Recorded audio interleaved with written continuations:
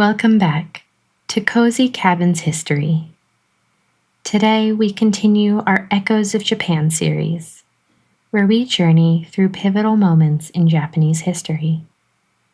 And today we're delving into the Meiji Restoration, a period of breathtaking transformation that reshaped Japan from a feudal society into a global power.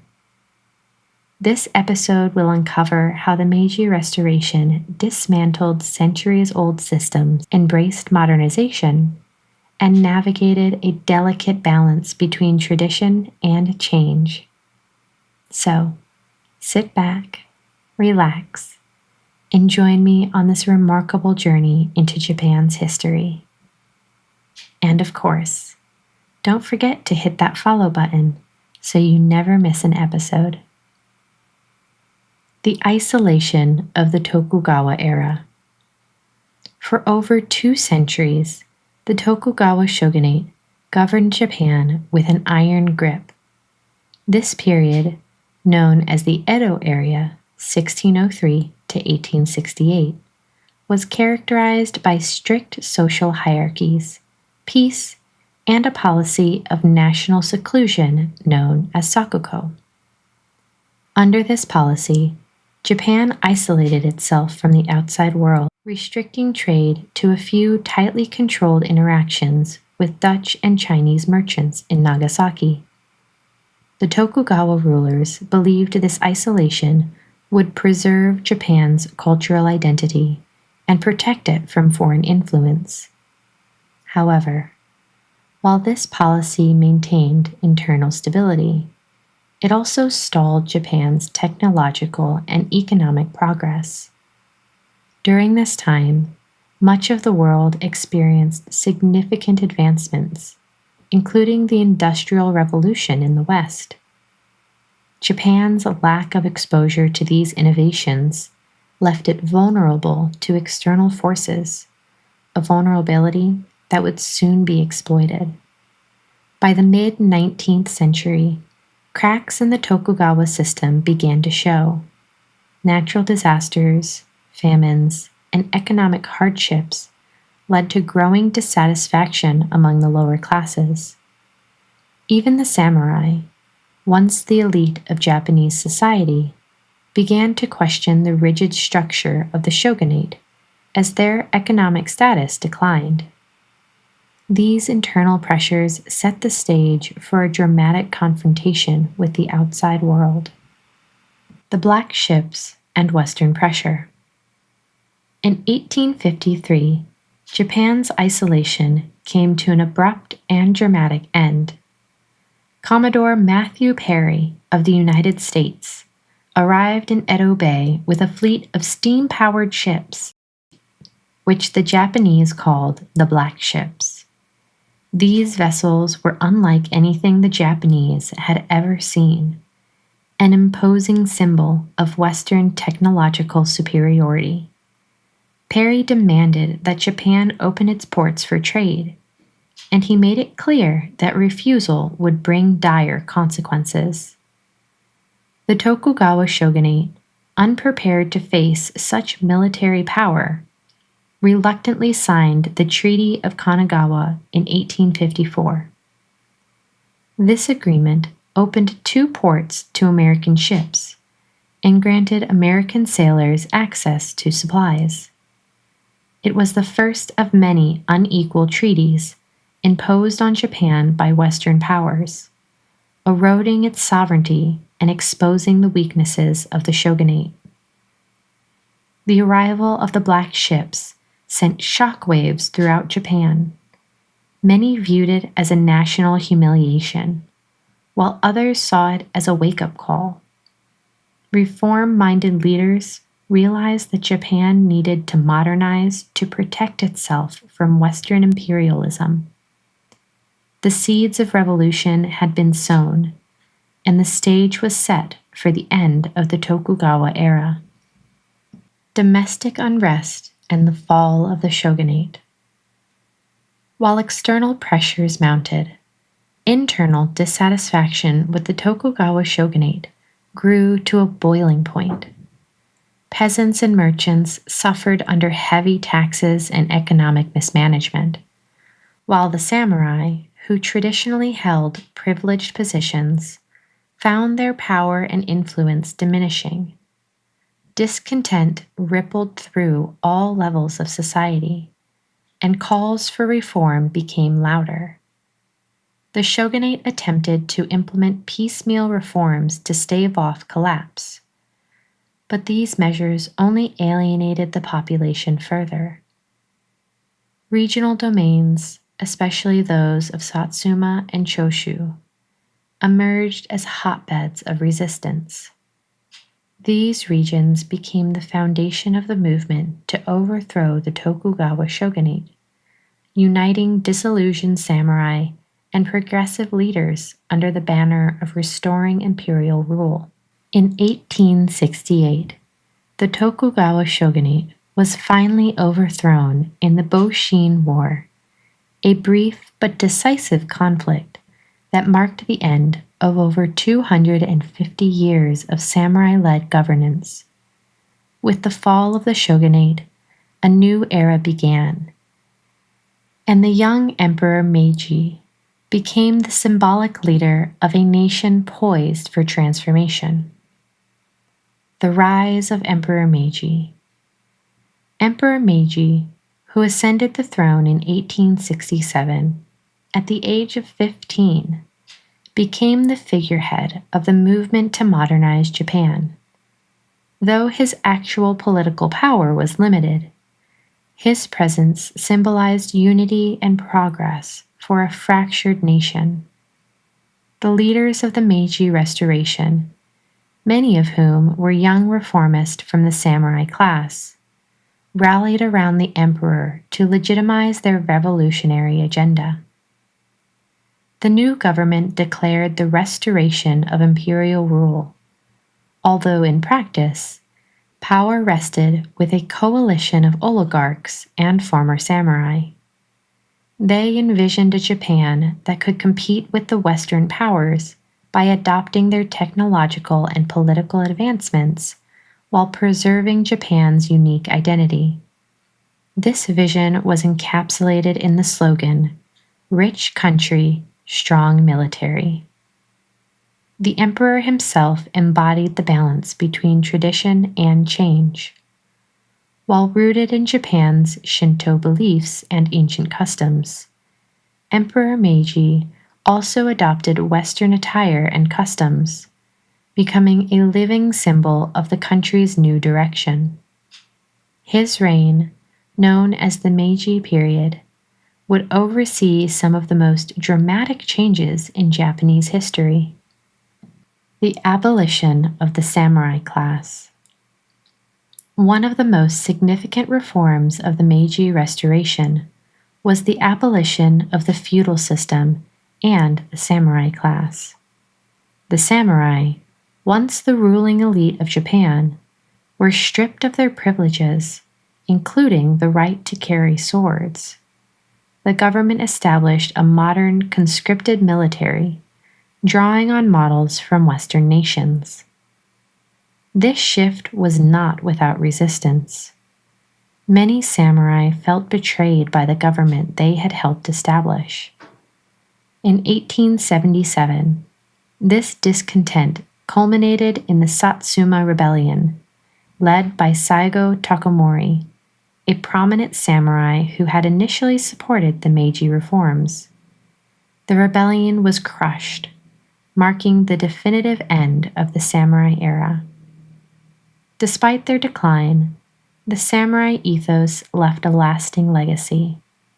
The ideals of loyalty, discipline, and honor that defined the samurai were incorporated into Japan's modern military and education systems, ensuring that their influence continued to shape the nation's identity. Industrial and technological advancements. With the feudal system dismantled, the Meiji government turned its attention to industrializing Japan at a breakneck pace.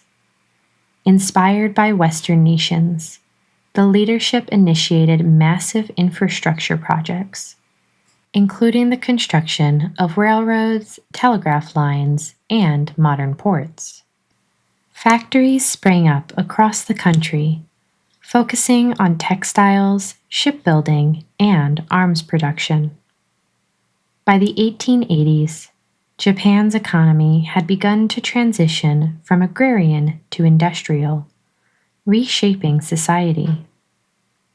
To accelerate this process, the government sent delegations abroad to study Western technologies and institutions. The Iwakura mission, for example, traveled to Europe and the United States in the 1870s to gather knowledge that would guide Japan's modernization. These efforts led to the establishment of industries that would form the backbone of Japan's economy, from steel production to engineering. The industrial boom brought about profound changes in everyday life. Urban centers like Tokyo and Osaka became bustling hubs of commerce and innovation, while rural areas began to feel the effects of mechanization. For many Japanese citizens, these changes were both exciting and disorienting, as traditional ways of life gave way to the demands of a rapidly modernizing society. Education and social reforms. Modernization required an educated workforce, and the Meiji government made sweeping changes to Japan's education system. In 1872, it introduced compulsory education for all children, regardless of class. The curriculum combined traditional Confucian values with Western science and mathematics, creating a generation equipped to navigate a rapidly changing world. Education reforms extended to higher learning as well. The government established universities, such as Tokyo Imperial University, which became centers for training Japan's future leaders in law, engineering, and medicine. These institutions helped bridge the gap between tradition and modernity, producing scholars who could synthesize Japanese culture with Western knowledge. Social reforms during this period also aimed to modernize Japan's workforce and family structures. The government promoted greater equality between classes, though women's rights remained limited. However, women began to enter the workforce in greater numbers, particularly in textile factories, marking the beginning of their economic empowerment in modern Japan. Cultural transformation. The Meiji era wasn't just a time of political and economic reform. It was also a period of profound cultural change. As Japan opened its doors to the world, Western influences began to permeate society. European-style architecture, clothing, and even cuisine became symbols of modernity. Urban elites adopted Western suits and dresses, while cities like Yokohama became melting pots of Eastern and Western cultures. Art and literature also evolved during this time, blending traditional Japanese aesthetics with Western techniques. Artists like Kuroda Seki embraced Western-style oil paintings, while writers such as Mori Ogai and Natsume Soseki explored themes of individualism and modernity in their works. This cultural exchange enriched Japan's artistic heritage and gave rise to new forms of expression. Despite these changes, Japan remained deeply rooted in its traditions. Festivals, tea ceremonies, and martial arts continued to thrive, creating a unique blend of old and new. This ability to balance modernity with tradition became a hallmark of Japan's identity during the Meiji period. Japan's emergence as a global power. By the late 19th century, Japan's modernization efforts were paying off. The country had developed a powerful military, modeled after the Prussian Army and British Navy, and was ready to assert itself on the world stage. Japan's first major test came in the First Sino-Japanese War, 1894 to 1895, where it defeated China and gained control of Taiwan and influence over Korea. This victory shocked the world, proving that Japan had transformed into a formidable modern state. It also fueled Japan's ambitions, setting the stage for further expansion. In 1904, Japan faced off against Russia in the Russo-Japanese War, a conflict over control of territories in Northeast Asia. Against all odds, Japan emerged victorious, becoming the first Asian nation to defeat a European power in modern warfare. These victories had far-reaching implications.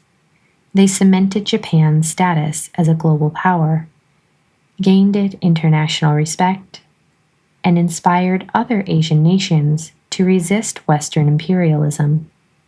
However, they also planted the seeds of future conflict, as Japan's ambitions began to clash with those of other world powers.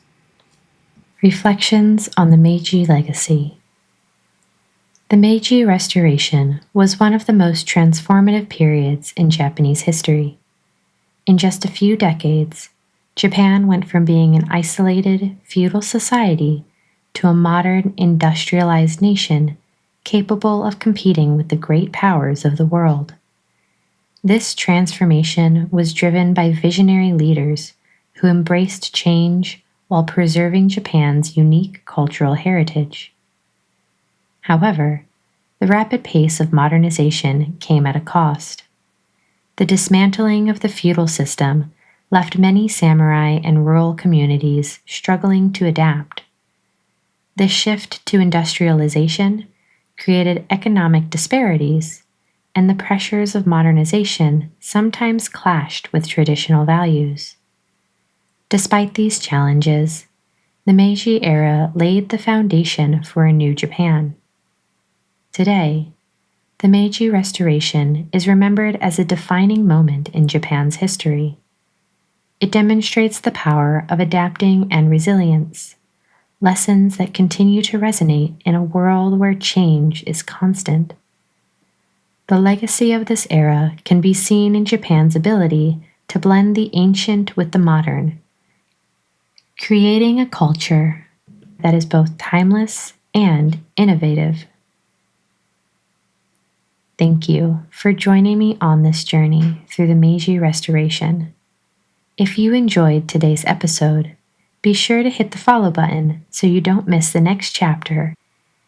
Until then, take care, friend, and keep the echoes of history alive.